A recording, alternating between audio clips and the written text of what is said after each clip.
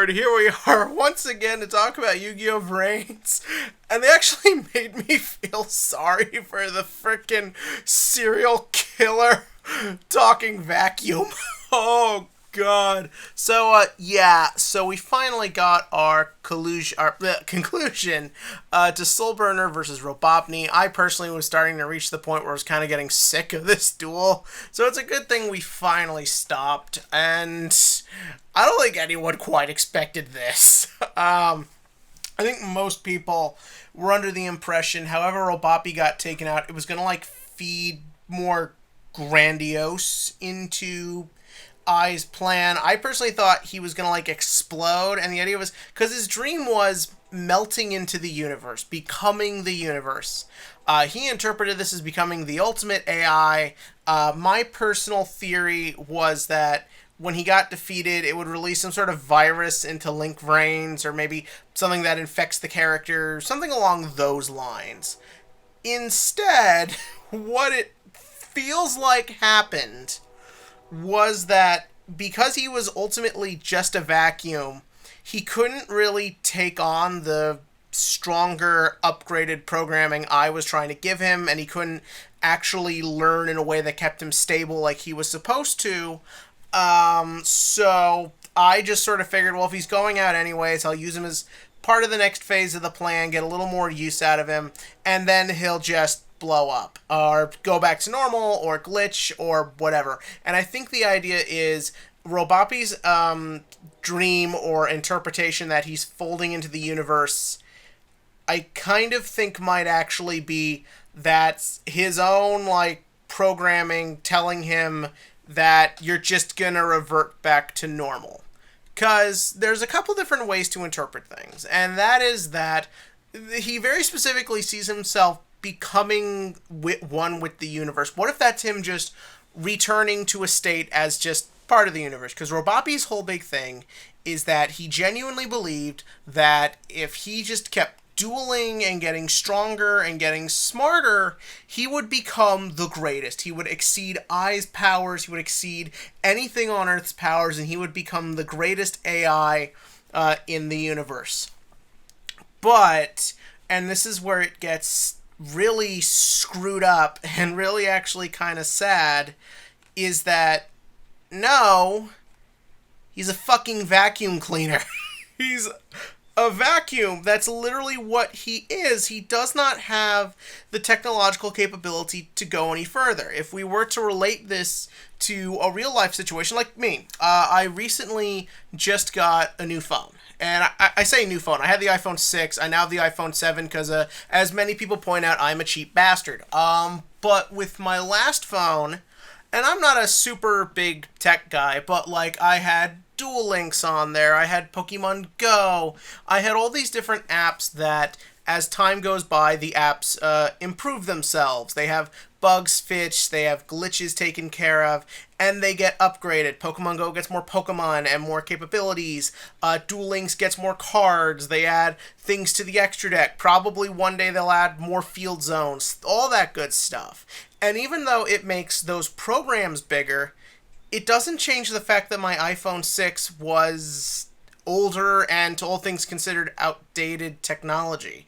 It couldn't keep up with the new programming and software, and also just things like the battery problems and all that other physical crap. So eventually it was just screw it, let's just upgrade. The point I'm getting at here is, besides the fact that I'm trying to convince myself now having an extra phone payment every month is a good idea, is that ultimately sometimes you just can't exceed your limit. Sometimes you can't surpass yourself, and that's kind of a screwed up thought, especially in Yu-Gi-Oh!, which is a franchise that, from the show's perspective, is all about characters surpassing their limits and beating their odds and becoming stronger and more capable beings, and from a card game perspective, is marketed as you can always improve, you can always get better, you can always get your hands on more cards and come up with new strategies and learn new things. But this was a situation where the franchise basically said, no, you are a simple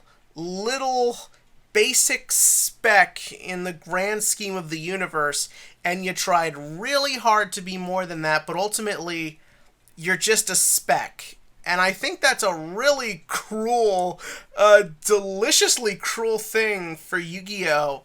To put in there, especially when you're facing Soulburner, a character whose whole thing is he wants to be more than just a Lost Instant victim. He wants to become better, and he tries to inspire the other people around him to do as well. Like when he fought Go, when he had interactions with Blue Maiden and everyone, his whole big thing is the standard shonen masculine, like always surpass your limits. I can't say that anymore without thinking of Captain Yami from Black Clover, aka the only good thing about Black Clover. But when you just factor it all in, it's just cruel. And certain things like the eyes going red or the electric around the head, my first instinct just thinking about this as just a normal shonen anime is that, oh shit, he's entering powered up mode or he's getting stronger, and the red eyes is just a quick visual notification for us to know that this is happening. But like, no, that's his programming breaking down. It just happened to show up with the eyes first, and the electricity is him glitching and him going out, and like you're noticing this more and more. And I think we were all in he's sacrificial lamb mode, so we're all immediately kind of being like, well, this is leading to a big exciting moment, and instead it's leading to this very small, very focused sad moment, like especially because he had him. He was going to win, or probably going to win. I think the ultimate cruel thing would be if it also turned out Soulburner had a hand trap that, like, negates battle damage or whatever. That would have been extra mean. But, like, he was going to win. He had done it. In his mind, Ropapi had succeeded in becoming more than just an AI. He had that, and then it was all just violently taken away from him. Like when he turns back into the cleaning robot, Jesus Christ. Like he just ends up back where he is. Like all that ambition, all that desire for destruction, and like his bigger goals and philosophies just abandon him, and he just turns into this stupid little vacuum. And like you see him going around like, must clean. Like you think about what he was a minute ago, and it's just so, it's sad and it's cruel, and you forget that he was a murdering psychopath.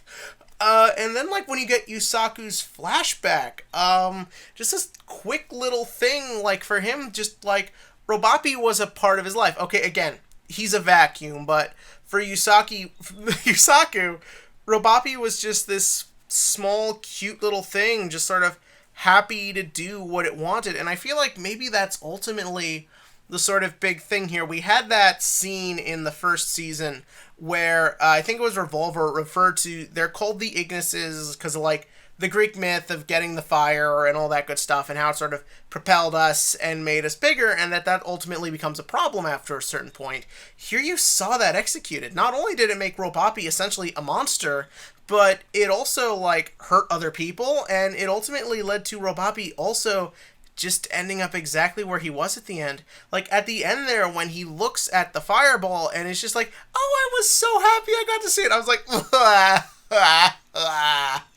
like it's just a really screwed up, fucked up situation. And god damn it, it's interesting to watch. Like just that whole bit. And I love the added touch that Robapi kind of moves like a baby. Like, just kind of that ultimate final, like, as a human, you just register it as innocent and, like, harmless, and you just think of where all this went. And at the end there, when Ai sheds a tear, like, it almost sort of felt like, because Ai looked like he got into the duel and was rooting for Robapi, what if in that moment, even though I knew Robapi was probably screwed, he sort of thought, well, maybe he can do it, maybe he can exceed, maybe he can't. No, he can't. No, he can't. Only my brand of Ignises can go further. And that's kind of just this sad, screwed up state we end in. And it's interesting, next week is a Revolver duel. Someone actually asked me for my opinion about that in the comments last week. I'm sorry I didn't get back to you about what I think of Revolver going up against Soulburner. And it's kind of interesting. It comes right after an episode that pretty much proves Revolver's ideology correct. So yeah, it's really interesting to see where this will go and where it goes further, especially when we have that next encounter with Ai and we see how he's not affected, that essentially the closest thing he has to a friend is now gone, and here he is alone and just nothing but whatever he's doing. So yeah, that was my thought on this week's episode. Just really screwed up, and I kind of love it. So yeah, then moving on, we have the TCG question of the week. And that is, ironically, another Soulburner-ish related subject. Salamangreat Great won Worlds. Yeah, they got their World Championship. I thought Striker was going to take it, just because that deck won't go away. But yeah, no, good for Salad. Like, if you're going out, like, if you're done, because let's be real here, after this event, like, the OCG will probably, if I'm correct, they only have one Gazelle, but the 3 Circle. I think Circle's probably screwed in the OCG. No, but what do you think about that? Are you happy Salamangreat Great got their World Championship? That their sort of 6 to 7 month kind of spot in the limelight kind of got the biggest conclusion a deck could ever hope for? Or would you have preferred it if maybe kind of another option went there? Because Salad was one of the obvious choices. I think it was the most represented deck too. So to see them take just kind of like, whatever. But yeah, so tell me about that in the comment section below.